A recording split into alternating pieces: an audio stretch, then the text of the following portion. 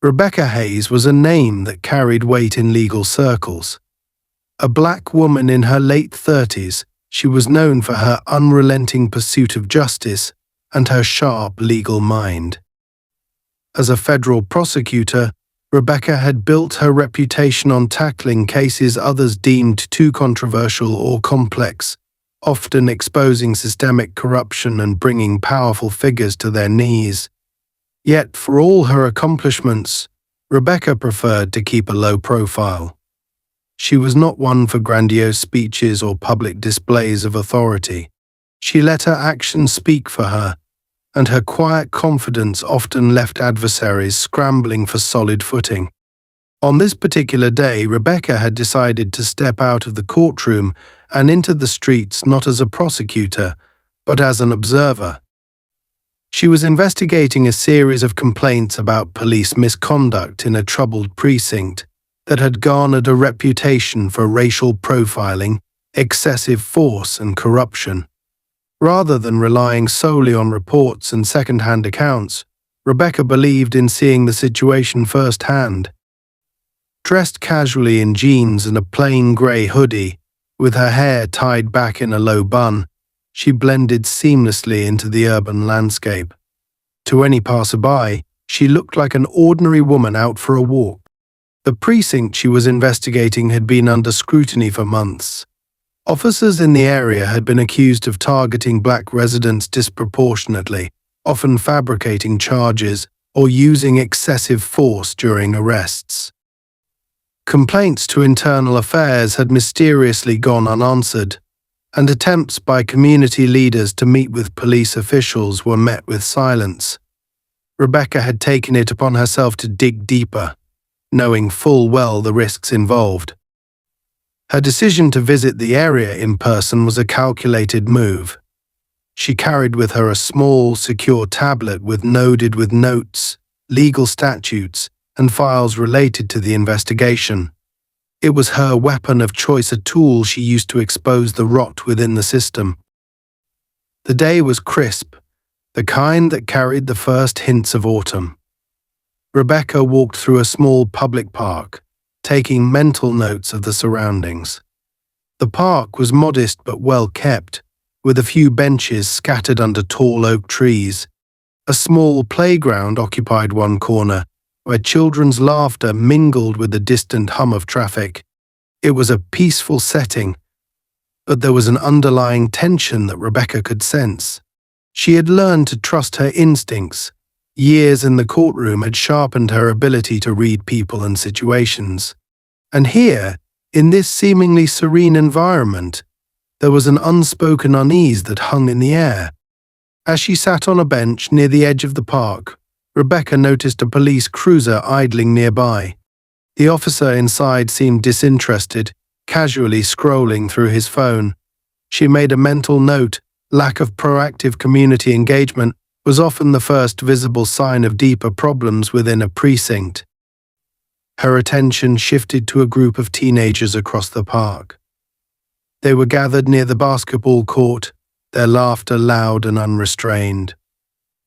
They didn't appear to be causing any trouble, but Rebecca noticed how the officer's eyes flicked toward them every few minutes, his expression shifting to one of irritation. Rebecca wasn't surprised. She had read the files on this precinct, seen the patterns in the arrest records. Black teens were stopped and questioned far more frequently than their white peers, often for no discernible reason. It was part of a broader pattern of intimidation that kept the community on edge. Rebecca took out her tablet and began typing notes, her fingers moving quickly across the screen. She was engrossed in her work when she heard the sound of boots on gravel. "Excuse me, ma'am," a gruff voice said. Rebecca looked up to see a white police officer standing in front of her. He was tall and broad-shouldered, his uniform neatly pressed. His name tag read Peters. His posture was rigid, and his expression carried a mix of suspicion and authority. Rebecca's heart sank slightly. She had hoped to avoid direct confrontation, but she knew better than to show hesitation. "Yes, officer," she said, her tone polite but firm. Peters glanced at the tablet in her hands, his eyes narrowing slightly. "What are you doing here?" he asked, his tone implying that her mere presence required justification. "I'm just sitting in the park," Rebecca replied, keeping her voice calm. "Is there a problem?" Peters tilted his head, scrutinizing her. "You don't look like someone who lives around here," he said, his voice laced with unspoken bias. "And what's that you're working on?" Rebecca resisted the urge to roll her eyes. She had encountered men like Peters before, officers who viewed their badge as a license to bully and intimidate. She closed the tablet and placed it on the bench beside her. "Just some notes," she said simply. Peters took a step closer, his hand resting on his belt. "Notes on what? Are you taking pictures of the kids over there?" He gestured toward the basketball court. Rebecca blinked, momentarily caught off guard by the absurdity of the accusation. "No," she said firmly. "I'm not." Peters didn't seem convinced. His gaze hardened, and he crossed his arms over his chest. "Mind if I take a look?" he asked, nodding toward the tablet. Rebecca's patience began to wear thin. She met his gaze evenly. "Yes, I do mind. Unless you have a warrant or reasonable suspicion of a crime, I don't believe you have the authority to search my belongings." Peter's jaw tightened. He wasn't used to being challenged, especially not by someone who remained so composed. "Are you refusing to cooperate with law enforcement?" he asked, his tone turning aggressive. "I'm exercising my rights," Rebecca said evenly. "If that's a problem, you're welcome to call your supervisor." For a moment there was silence between them. Peters stared at her, clearly trying to decide how far he could push the situation. Rebecca didn't flinch. Her expression remained calm, but her mind was already racing, analyzing the potential outcomes. She had no intention of escalating the encounter, but she also wasn't about to back down. Finally, Peters took a step back. "Just stay out of trouble," he muttered before turning and walking away. Rebecca watched him go, her pulse quickening as the adrenaline coursed through her veins. She knew this wasn't over. Men like Peters didn't let perceived challenges to their authority slide. She picked up her tablet and resumed typing, her focus sharper than ever. This wasn't just an observation anymore. It was personal. And Rebecca Hayes never lost when it was personal. Rebecca had hoped that her calm response would end the interaction, but the tension in the air lingered. She could feel the weight of Officer Peters' gaze on her even as he walked back to his cruiser. She wasn't naive. She understood the kind of man he was. Peters wasn't someone who would simply let go of an interaction where he felt his authority had been challenged. Men like him thrived on power, and any sign of defiance, no matter how measured or justified, was an affront to their fragile sense of control. Rebecca resumed typing on her tablet, pretending to focus on her notes, but she was acutely aware of her surroundings. She noticed Peters lingering by his car, pretending to check something on his phone while occasionally glancing in her direction. Moments later, another officer joined Peters by the cruiser. This one, younger and less imposing, seemed to be listening intently as Peters spoke. Rebecca couldn't hear their conversation, but the occasional gestures toward her made it clear she was the topic of discussion. The younger officer seemed hesitant, his posture less rigid, but Peter's forceful demeanor soon had him nodding along. Rebecca sighed inwardly. It was a classic power dynamic, one officer leading with bravado, the other following to avoid confrontation within their ranks. Peters walked back toward her, his expression hardened. The younger officer trailed behind him, looking uneasy. Rebecca set her tablet down and folded her hands in her lap, preparing herself for round two. She had dealt with men like Peters in the courtroom before, brash, overconfident, and entirely predictable. What she hadn't expected was how far Peters was willing to go to assert his dominance. "Ma'am," Peters began, his tone clipped and formal, We've received reports of suspicious activity in the area. I need you to stand up and answer a few questions." Rebecca raised an eyebrow. Suspicious activity? Sitting on a park bench and taking notes? Her voice was calm, but there was an edge to it now, a quiet challenge. Peter's jaw tightened. "I didn't say you were under suspicion. I'm just asking you to cooperate. Now, stand up." Rebecca remained seated. "Unless you can articulate a specific reason for detaining me, I believe I'm well within my rights to remain where I am." The younger officer shifted uncomfortably, glancing between Rebecca and Peters.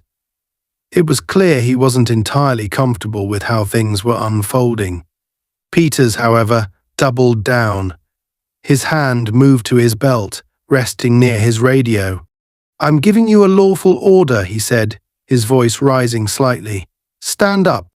Rebecca could feel her pulse quicken, but she kept her composure. She knew her rights, and she wasn't about to let Peters intimidate her into compliance. "Officer," she said evenly, "I'm a federal prosecutor. I know exactly what constitutes a lawful order, and this isn't it. If you're trying to escalate this situation, I strongly advise against it." For a split second, Peters froze. The words federal prosecutor seemed to catch him off guard, but the flash of hesitation quickly gave way to a scornful smirk. "A prosecutor," he repeated, his tone dripping with disbelief. "That's a new one. You think flashing some fancy title is going to get you out of this?" Rebecca tilted her head slightly, her expression unreadable. "It's not a title, Officer Peters. It's a fact.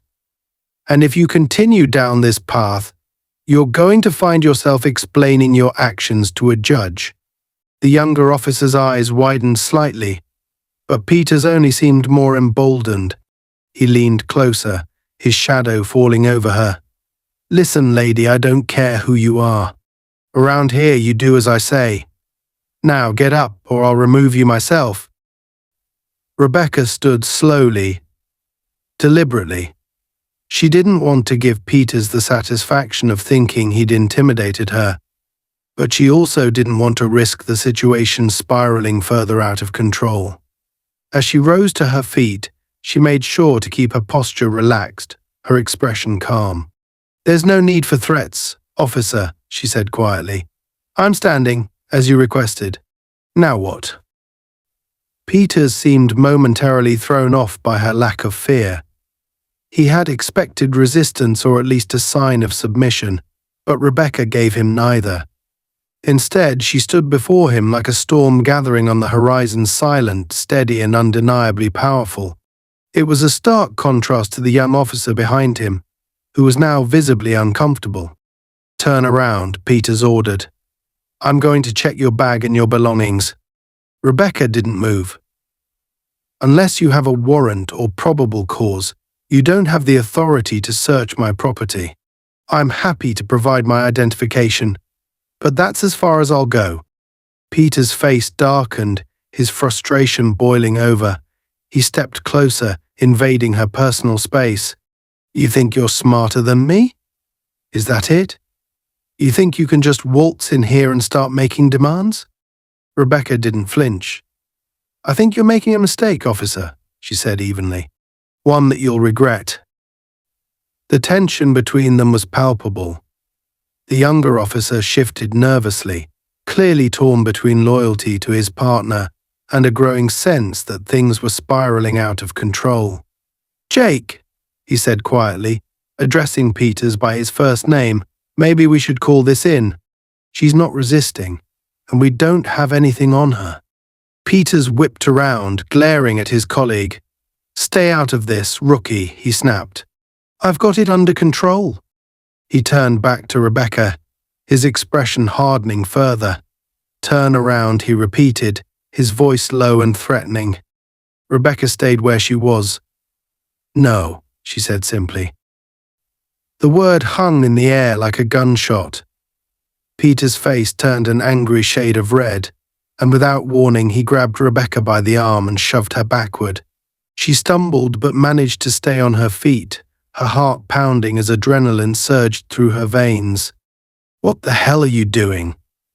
the younger officer blurted out, stepping forward. "You can't just—" "Shut up!" Peters barked, his voice echoing across the park. "I told her to cooperate, and she didn't. Now she's resisting." Rebecca straightened, her eyes locking onto Peters with an intensity that made him falter for a moment. "This," she said quietly, her voice like ice, "is assault. And you just made the biggest mistake of your life." Peters laughed bitterly, though there was a hint of unease in his expression. "Oh yeah? What are you going to do about it?" Rebecca didn't answer. She didn't need to. Instead, she adjusted her hoodie, picked up her tablet from the bench, and walked away without another word. Her silence was more powerful than any argument she could have made. It left Peters standing there, his bravado cracking under the weight of what he'd just done. As she disappeared from view, the younger officer turned to Peters, his voice low but urgent. "Jake, I think we need to report this. If she's really a prosecutor." "She's bluffing," Peters snapped, though his voice lacked its earlier confidence. "She's nobody. Just another mouthy troublemaker." But as the day wore on, and Peters found himself replaying the encounter in his mind, a nagging doubt began to creep in. Something about Rebecca's composure, her choice of words, her absolute certainty none of it fit the profile of someone bluffing. And deep down, Peters knew he wasn't in control anymore. Rebecca walked away from the park with steady, deliberate steps, her pulse pounding but her composure unshaken. She didn't need to look back to know that Officer Peters was watching her, his ego bruised and his frustration simmering. Men like him couldn't stand being challenged, especially by someone they underestimated. But she had no intention of letting him or his behavior slide. This encounter was no longer just an observation, it was personal, and she intended to use every tool at her disposal to hold him accountable. As she exited the park and turned onto a quieter street, Rebecca pulled out her phone and made a quick call to her office. Speaking calmly but firmly, she relayed the encounter to one of her trusted assistants, providing details about Peters, his badge number, and the location of the incident. Her assistant assured her they would begin gathering any relevant information, including complaints or internal reports tied to Peter's name. Rebecca thanked them, her mind already calculating the next steps. She had handled countless cases against men like Peters, and she knew how to build a case that would withstand even the fiercest resistance. But Rebecca also understood that Peters wouldn't let the encounter rest.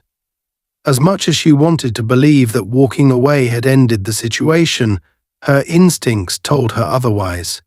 Men like Peters didn't back down easily.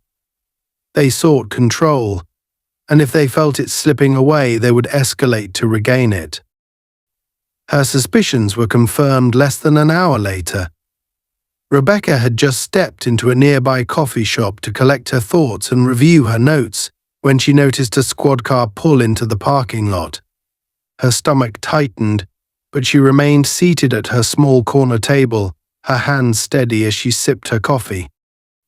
The door to the shop opened with a jingle of bells, and in walked Peters, his uniformed presence immediately commanding attention from the patrons. Behind him was the younger officer, who looked visibly uncomfortable but followed nonetheless. Rebecca's eyes met Peters briefly, and she could see the mixture of anger and determination in his expression. He wasn't here to let things go. He was here to reassert his authority. Slowly, deliberately, Peters walked up to her table, his boots echoing on the tiled floor. The room seemed to grow quieter as patrons sensed the tension.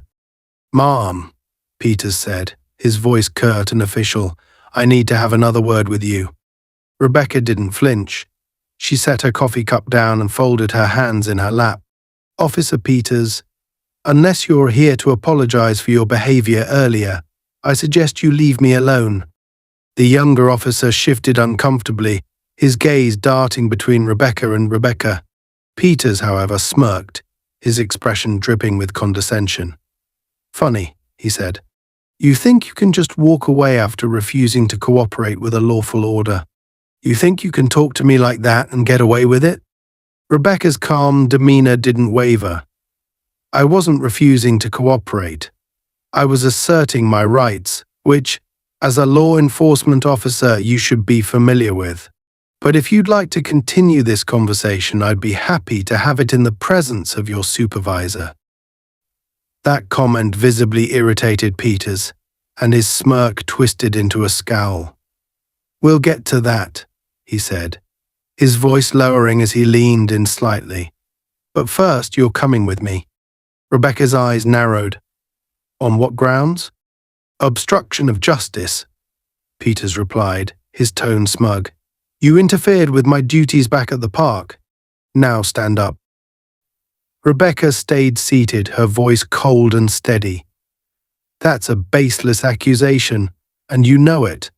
If you attempt to detain me without cause, you'll be adding false arrest to your list of misconduct. The room was completely silent now, every patron's attention fixed on the unfolding confrontation. The younger officer took a small step forward, his voice tentative. Jake, maybe we should. Stay out of it, Peters snapped, cutting him off. The younger officer's mouth closed, but his unease was evident. Rebecca decided to escalate the situation on her terms. Slowly, she reached into her bag and pulled out her federal ID, holding it up for Peters to see. Officer Peters, she said, her voice like steel, I am a federal prosecutor. If you continue to harass me without justification, I will ensure that your actions are reviewed at the highest level. Peters' eyes flicked to the ID, and for a brief moment, she saw uncertainty flash across his face. But it was gone just as quickly, replaced by a sneer. A prosecutor, huh? He said, his voice dripping with mockery. Well, prosecutor, let's see how you like spending a few hours in a holding cell. Before Rebecca could respond, Peters reached for her arm, his grip firm and forceful as he yanked her to her feet. The movement was sudden and violent, causing her chair to scrape loudly against the floor. Gasps rippled through the coffee shop, and several patrons instinctively reached for their phones. Rebecca didn't resist, but her sharp glare told Peters that he had crossed a line. Jake, stop. The younger officer blurted out, stepping forward.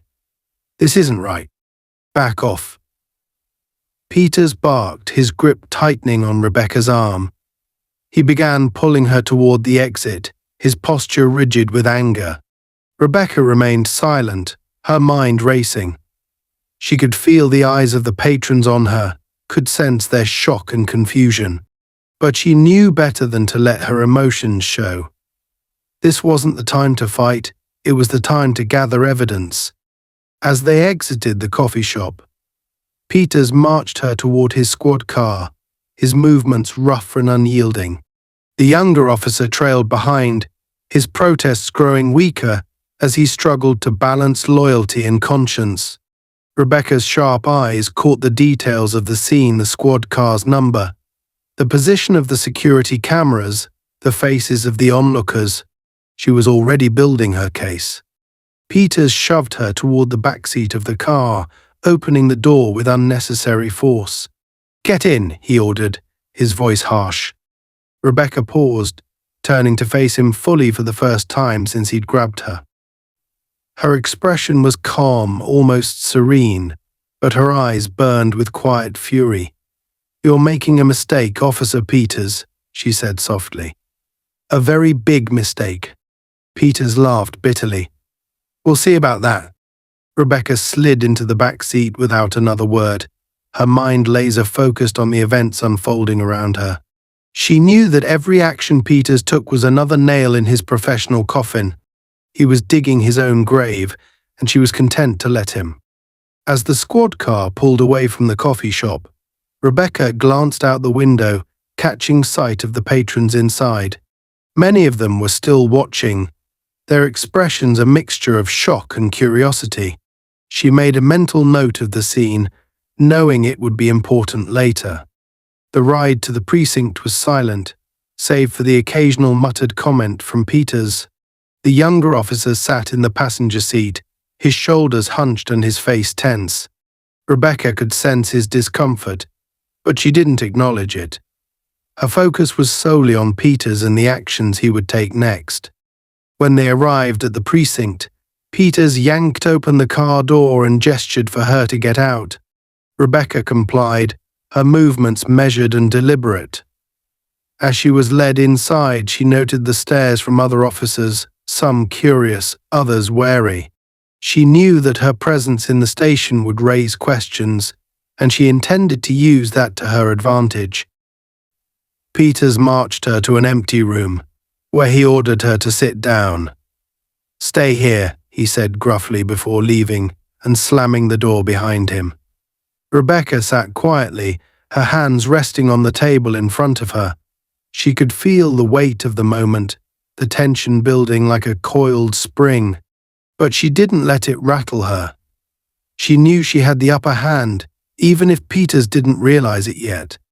Minutes later, the door opened and another officer stepped inside, a senior figure, judging by his demeanor. His eyes widened slightly when he saw Rebecca, and he quickly composed himself. "Ma'am," he said, his tone respectful. "I've been informed about the situation. Can you tell me what happened?" Rebecca met his gaze evenly, her voice calm and authoritative. "I'd be happy to," she said. "But first, I suggest you review the actions of Officer Peters. You'll find that he's severely overstepped his authority." The senior officer nodded slowly, his expression grave. Rebecca knew that the wheels of justice were beginning to turn, and Peters had no idea what was coming.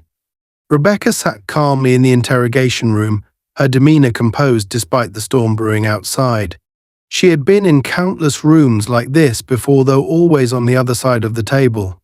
Now, she was the one being processed, though the irony of the situation wasn't lost on her.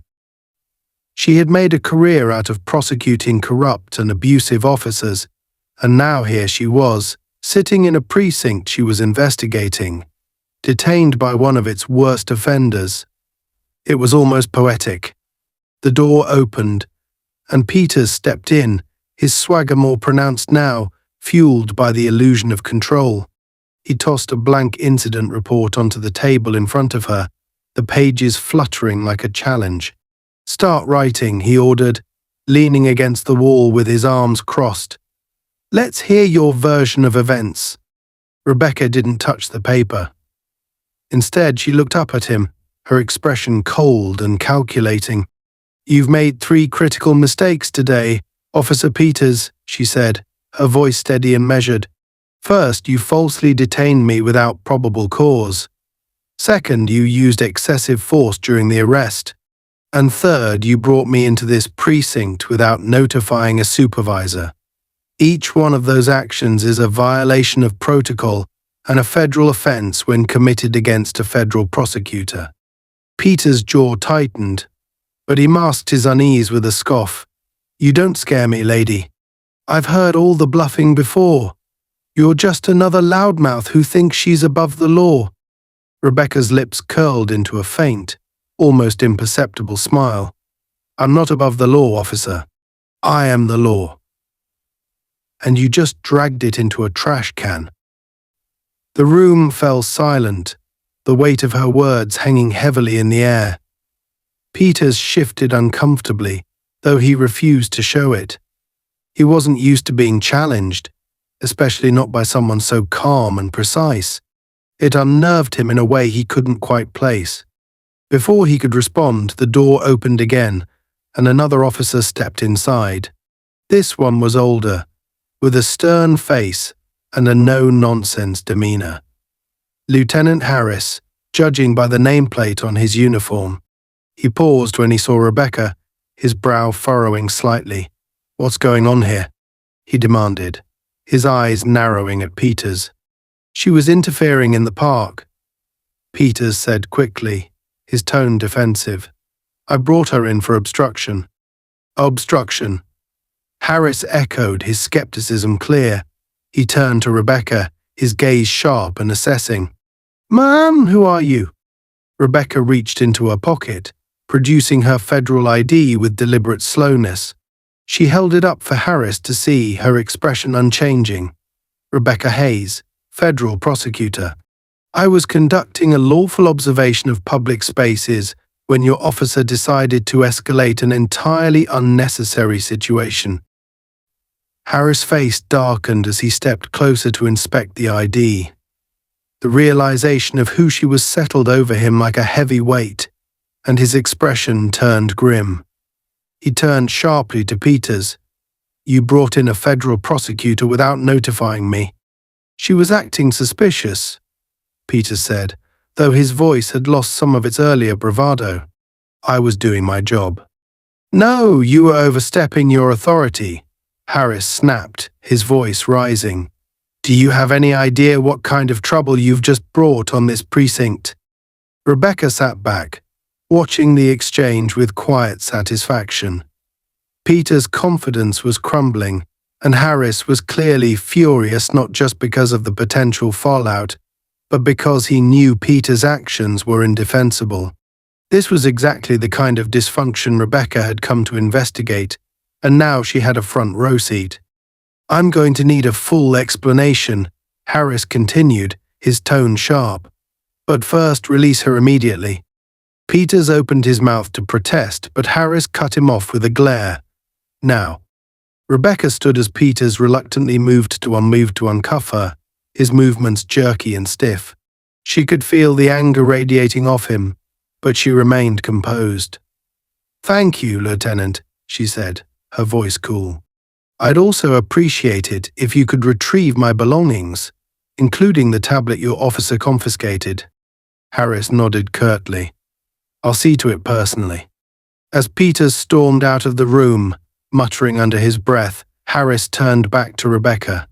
I apologize for this, Ms. Hayes. I assure you, this isn't how we conduct business here. Rebecca raised an eyebrow. Isn't it? She asked pointedly. I've been reviewing complaints against this precinct for months.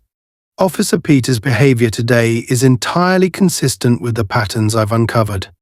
Harris' jaw tightened, but he didn't argue. Instead, he motioned for her to follow him out of the room. Let's get you your things and get you out of here, he said. We'll discuss this further in a more appropriate setting.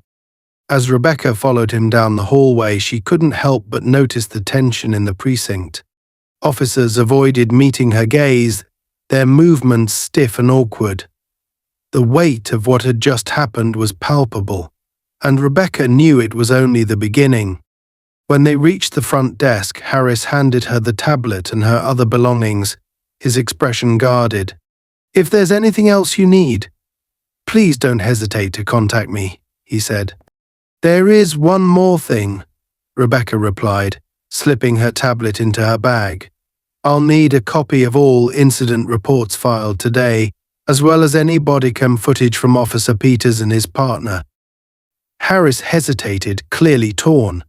Hayes, that's a lot of sensitive material. It's evidence, Rebecca interrupted, her tone firm. And I'll be requesting it formally through the proper channels. But I'm giving you the opportunity to cooperate voluntarily. Harris sighed heavily, nodding. I'll see what I can do. Rebecca thanked him and left the precinct, her mind already racing with the next steps.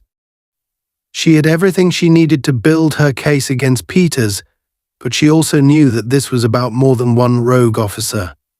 The entire precinct was under scrutiny, and today's events had only strengthened her resolve to uncover the truth.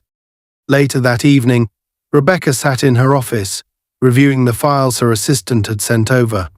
They had already begun digging into Peters' record, and the findings were damning.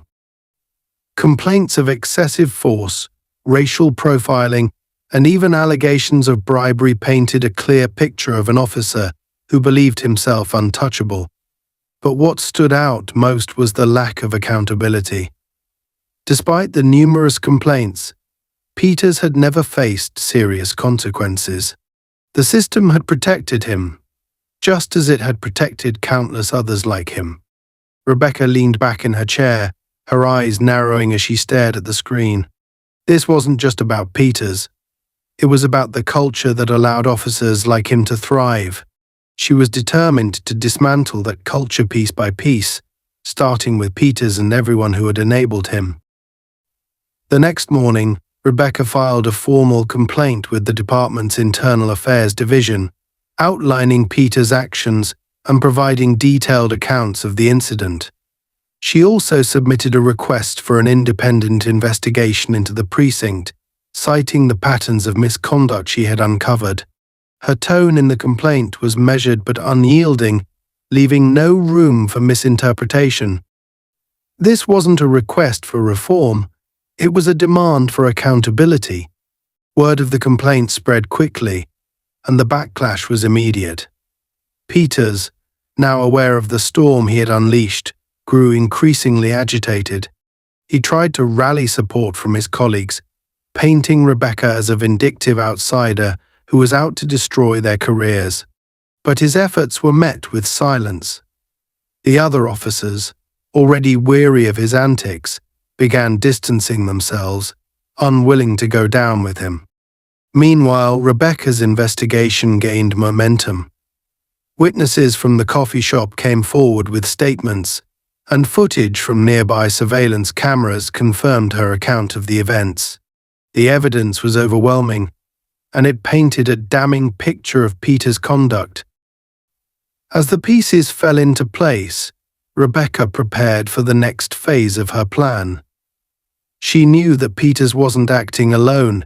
His behavior was a symptom of a larger problem. And now, with the weight of the law behind her, she was ready to root it out at its source. The complaint Rebecca filed against Officer Peters was only the beginning. By the time Internal Affairs received her meticulously detailed report, her legal team had already begun piecing together a broader case against the precinct. She was no longer focused solely on Peters. Now her aim was the entire corrupt infrastructure that allowed men like him to operate with impunity. Her actions set off a chain reaction, and it wasn't long before whispers of an impending federal investigation began circulating through the precinct like wildfire. Officer Peters, however, remained defiant. Despite the growing pressure, he continued to believe he could weather the storm. His bravado was bolstered by years of evading consequences, and he saw Rebecca's complaint as nothing more than a personal vendetta. Sitting in his squad car during a late-night shift, he vented his frustration to his partner, Officer Daniels, the same younger officer who had witnessed the encounter in the park and had grown increasingly uneasy with Peters' behavior. "This whole thing's a joke," Peters growled, gripping the steering wheel tightly. "Some pencil-pushing prosecutor thinks she can take me down. She doesn't know who she's dealing with." Daniels shifted uncomfortably in the passenger seat. "Jake, maybe we should have handled it differently. I mean, she's not just some random person. She's got pull." "Pull?" Peters snapped, his voice rising. "She's a nuisance. That's all she is. These types always play the same game, act like they're above the law. But when push comes to shove, they're no different from anyone else." Daniels hesitated, weighing his words carefully. Still, the higher-ups are paying attention now. Harris is pissed. Internal Affairs is sniffing around. Maybe it's time to lay low, let this blow over. But Peters wasn't listening. His ego, wounded and inflamed, demanded retaliation. "Lay low? You don't get it, do you? If I back down now, it's over. I've been on this force 10 years. 10 years of dealing with scum, cleaning up this city's messes. And this is the thanks I get. No, if she wants a fight, I'll give her one." Daniels fell silent, realizing there was no reasoning with him. Peters was digging himself deeper, and Daniels could feel the weight of his partner's decisions pressing down on his own conscience. Meanwhile, Rebecca's case against Peters continued to build momentum. Her team had uncovered damning evidence not just of his misconduct, but of a broader pattern of corruption within the precinct. Financial records revealed irregularities, unexplained cash deposits, suspicious expense claims, and connections to known criminal enterprises. These findings pointed to something far more sinister than simple abuse of power. Peters wasn't just a bad cop, he was part of a network of officers who were profiting off their authority, turning a blind eye to organized crime in exchange for payouts. Rebecca knew she couldn't act on this information without solid proof. To bring down the network, she needed someone on the inside to talk. Her sights turned to Daniels, whose unease during the initial incident hadn't gone unnoticed. She arranged to meet him off the record, reaching out through a trusted contact within the precinct, who assured her Daniels might be willing to cooperate. The meeting took place late one evening in a quiet diner on the outskirts of the city. Rebecca arrived first, choosing a booth in the corner where they wouldn't be overheard. When Daniels walked in, his eyes darted nervously around the room before he approached her table. He looked tense, his movements stiff, but there was a flicker of resolve in his expression. "Officer Daniels," Rebecca said, gesturing for him to sit. "Thank you for meeting me." Daniels slid into the booth, his hands clasped tightly in front of him. "I don't know how much I can help," he said quickly, his voice low. "I've got a family to think about." Rebecca nodded, her tone gentle but firm. "I understand. But you've seen what's happening in your precinct. You know it's not just Peters. This is bigger than him, and if you stay silent, you're complicit." Daniels flinched at the word, his jaw tightening. "You don't know what it's like," he said. "The pressure, the politics. Guys like Peters, he's not the exception. He's the rule." "That's exactly why we need to expose it," Rebecca replied. "You don't have to take the fall for him. But if you're willing to talk, I can protect you. I can make sure your testimony leads to real change." For a long moment, Daniels didn't respond. He stared down at his hands, the weight of his decision visibly pressing on him. Finally, he exhaled deeply and looked up at Rebecca. "All right," he said. "I'll tell you what I know, but you have to promise me my name stays out of it." "You have my word," Rebecca said. "Start from the beginning." Daniel's testimony was explosive. He described how Peters and a handful of other senior officers had been running a protection racket, extorting local businesses and shielding drug operations in exchange for bribes. He detailed how complaints against them were systematically buried by complicit supervisors, creating an environment where corruption thrived unchecked. Daniels himself hadn't participated in the schemes, but he admitted to turning a blind eye out of fear of retaliation. Rebecca listened carefully, taking detailed notes. Every word Daniel spoke was another nail in the coffin of Peters and his network.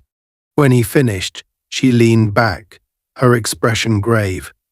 "What you've told me is enough to take this to the next level," she said. "But it's going to get messy." "Are you ready for that?" Daniels hesitated but eventually nodded. "It's already messy," he said. "Might as well do something about it." Rebecca wasted no time. Armed with Daniel's testimony, she submitted a formal request for a federal investigation into the precinct. Within days, federal agents arrived to conduct surprise audits, seizing records and interviewing officers. The precinct was thrown into chaos, and Peters quickly realized he was the primary target. Desperate to save himself, Peters began scrambling for allies, but his arrogance had alienated even those who might have supported him.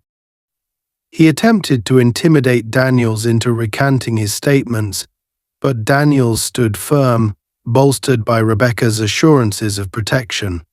With nowhere else to turn, Peters grew increasingly erratic, lashing out at anyone who questioned him. The breaking point came when federal agents uncovered a hidden bank account tied to Peters, containing hundreds of thousands of dollars in unexplained deposits. The evidence was irrefutable, and Peters was arrested on charges of corruption, abuse of power, and obstruction of justice. As he was led out of the precinct in handcuffs, his once defiant swagger was replaced by the hollow look of a man who had finally realized the extent of his downfall. But Rebecca's work wasn't finished. The investigation into the precinct revealed a deeply entrenched culture of corruption, implicating several other officers and leading to a sweeping overhaul of the department. Peters became the face of the scandal, but he was only the tip of the iceberg. Rebecca ensured that every individual involved faced accountability, and her efforts sparked a broader conversation about systemic reform in law enforcement. Through it all, Rebecca remained resolute. She had taken on a system designed to protect its own, and she had won. But she knew the fight was far from over. As she left the courthouse after Peter's sentencing, she paused on the steps, her gaze steady and unyielding. This victory was just one battle in a much larger war, and Rebecca Hayes was ready to keep fighting. The courtroom was packed, the air heavy with anticipation. Reporters sat shoulder to shoulder in the gallery, their notepads and cameras poised to capture every moment of what had become the most high-profile case of the year. At the center of it all was Rebecca Hayes, standing tall and resolute at the prosecution's table, her presence commanding. Across the room, Officer Jake Peters sat hunched in his chair, his once cocky demeanor replaced by a grim, hollow stare. The weight of his actions and the evidence against him was finally sinking in. It had taken months to get to this point. Rebecca's relentless pursuit of the truth had peeled back layers of corruption, exposing a web of misconduct that extended far beyond Peters. The trial wasn't just about him anymore. It was about the culture of impunity that had allowed officers like him to operate unchecked for years. Rebecca had framed the case with surgical precision, making it clear to the jury that this wasn't just about one man's crimes. It was about systemic failure, about a department that had chosen to protect itself at the expense of the community it was supposed to serve. The final day of the trial began with a palpable tension. The prosecution had presented a mountain of evidence, financial records showing bribes and extortion payments, witness testimonies from Daniels and other officers, and damning footage from body cameras and surveillance videos. Every piece painted a damning picture of Peters as not just an abusive officer, but as a ringleader in a broader network of corruption. Rebecca's closing argument was the culmination of months of painstaking work. As she rose to address the jury, the room fell silent, every eye fixed on her. She began slowly, her voice measured and deliberate. "Ladies and gentlemen of the jury," she said, her tone calm but powerful, "this case is not just about Jake Peters. It is about accountability. It is about drawing a line in the sand and saying, enough. For too long, officers like Peters have acted with impunity, believing they are untouchable, that the badge they wear grants them immunity from the very laws they swore to uphold." She stepped closer to the jury box, her gaze steady. "But the evidence you've seen tells a different story. It tells the story of a man who abused his power, who betrayed the trust of the community, and who thought he could get away with it. He used his position not to serve and protect, but to intimidate, to extort, and to enrich himself at the expense of others. And when confronted with his actions, he doubled down, escalating his abuse rather than taking responsibility." Rebecca paused, letting her words sink in. She could see the jurors' faces, their expressions a mix of anger and determination. She continued, her voice rising slightly.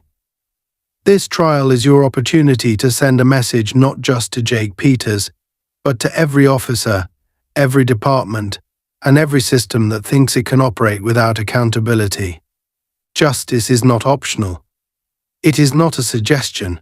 It is the foundation of our society, and it applies to everyone no matter their rank, their title, or their uniform. She stepped back, her voice softening but losing none of its impact. The community deserves better. You deserve better. And today you have the power to make that statement. I trust you will make the right choice. As Rebecca returned to her seat, there was a brief silence in the courtroom, the weight of her words lingering in the air. Then the defense attorney rose to deliver their closing argument, but the energy in the room had shifted. It was clear that Rebecca's words had struck a chord. The jury deliberated for hours, the tension outside the courtroom building with each passing moment. Reporters speculated, community leaders waited anxiously, and Rebecca remained calm, sitting in a quiet corner of the courthouse with her team. She knew the evidence was irrefutable, but she also understood the unpredictability of juries. All she could do now was wait. When the jury finally returned, the courtroom was packed once more. Everyone leaned forward in their seats as the foreperson stood to deliver the verdict. Rebecca watched Peters out of the corner of her eye. His face was pale, his hands clenched tightly together. The judge asked the foreperson to read the decision. On the charge of corruption, guilty. On the charge of abuse of power, guilty. On the charge of obstruction of justice, guilty. The words rang out in the courtroom, each one hitting Peters like a hammer. His head dropped, his shoulders slumping under the weight of the verdict. The judge called for order as murmurs rippled through the gallery, and Rebecca allowed herself a small, satisfied nod. Justice had been served. But the trial's conclusion wasn't the end of the story. The fallout from Peters' conviction was swift and far-reaching. Federal investigators launched a broader probe into the precinct, uncovering more instances of misconduct and leading to the resignation or dismissal of multiple officers, including several high-ranking officials. The community, long disillusioned with the department, began to see glimmers of hope as sweeping reforms were announced. New leadership was brought in, and oversight measures were implemented to ensure greater accountability. For Rebecca, the victory was bittersweet. She knew this was only one battle in a much larger war. Systemic change wouldn't happen overnight, and there were still countless obstacles to overcome. But she also knew that this case had sent a powerful message. It had shown that even those who believed themselves untouchable could be held accountable, and that the community's voice could not be silenced. As Peters was led out of the courtroom in handcuffs, Rebecca watched him go, her expression unreadable.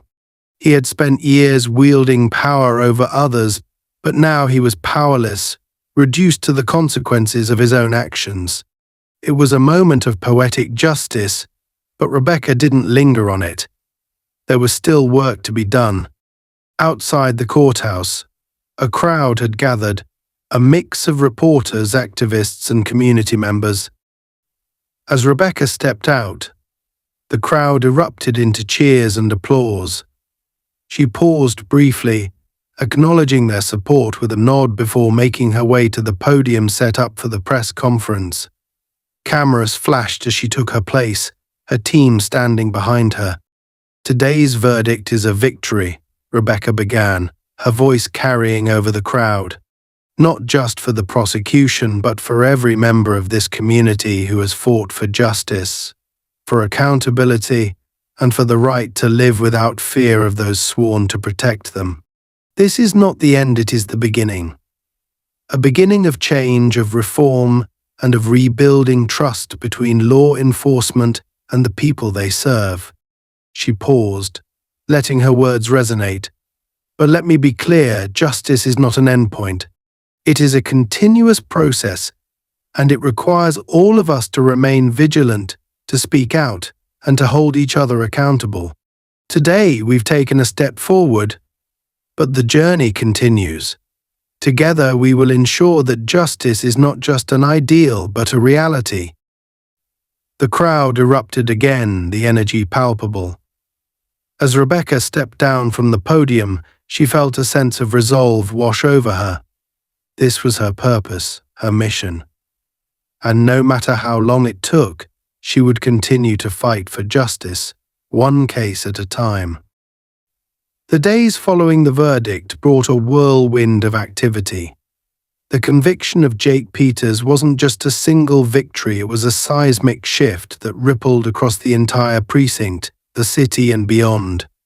For Rebecca Hayes, it marked the culmination of months of tireless work, but she knew the fight was far from over. The case had opened doors, exposed vulnerabilities in the system, and emboldened others to come forward. The work ahead would be relentless, but Rebecca was ready. Jake Peters, now stripped of his badge and uniform, sat in a county jail awaiting sentencing. His confidence had crumbled entirely during the trial, and his attempt to manipulate the system had failed spectacularly.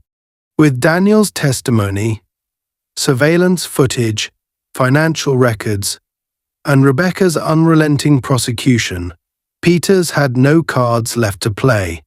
Even his defense team had grown distant, clearly aware they had little chance of salvaging his reputation.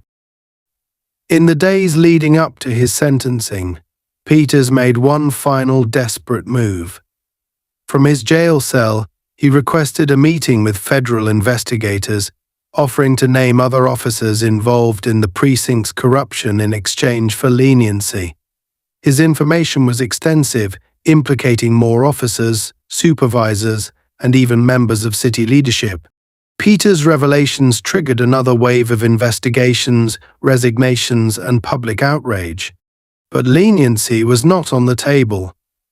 The damage he had caused, the lives he had destroyed, and the trust he had betrayed were too great to overlook.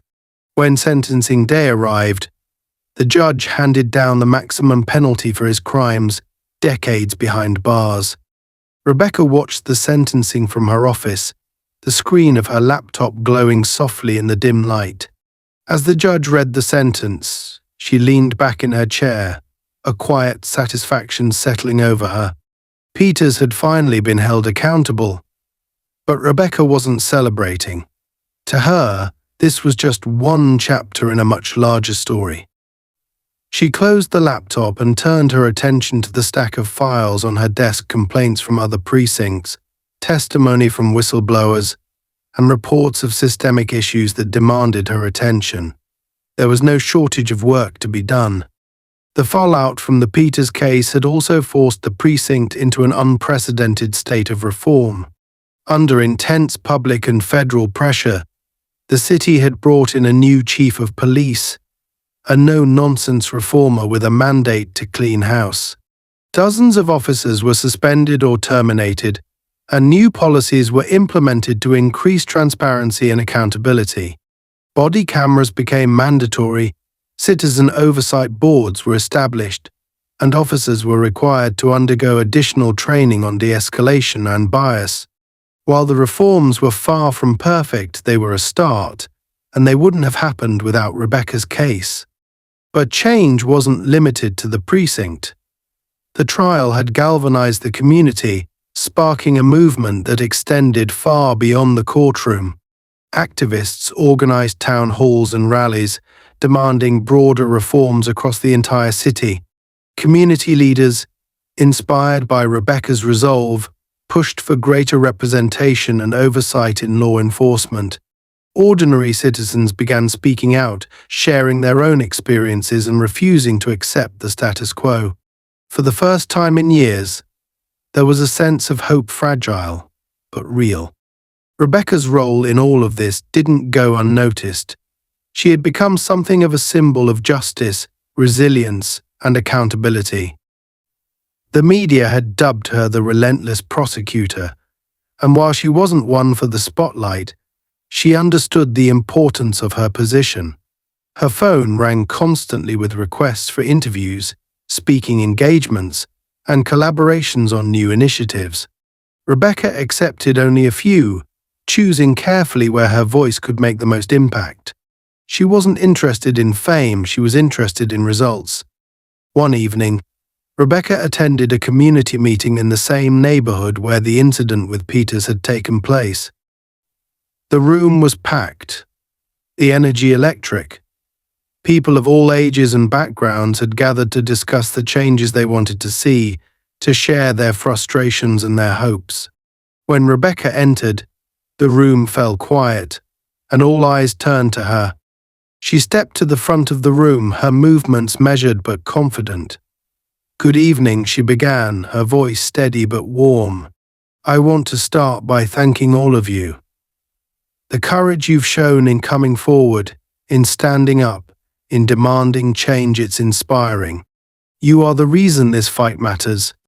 The crowd erupted into applause, but Rebecca raised a hand, signaling for quiet. "But this fight isn't over," she continued. Jake Peters was one man, and while his conviction is a victory, it's not the end. It's the beginning of something bigger. Real change doesn't come from one case or one courtroom. It comes from all of us working together, refusing to settle for anything less than justice. Her words hung in the air, resonating deeply. She could see the determination in the faces before her, the collective will to push forward.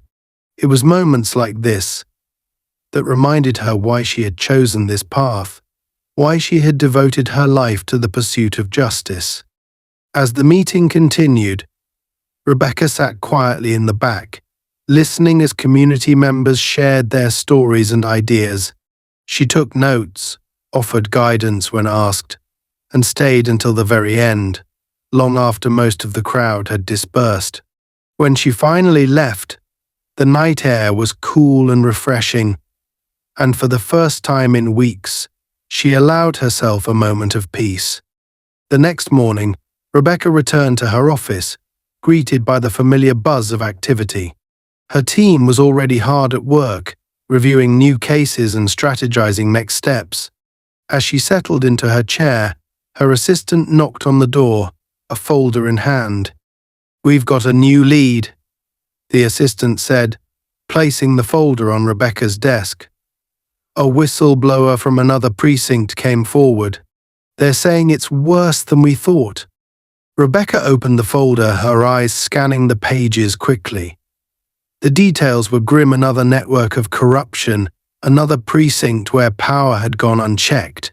She closed the folder and leaned back, her mind already shifting into gear. "Let's get started," she said, her voice firm.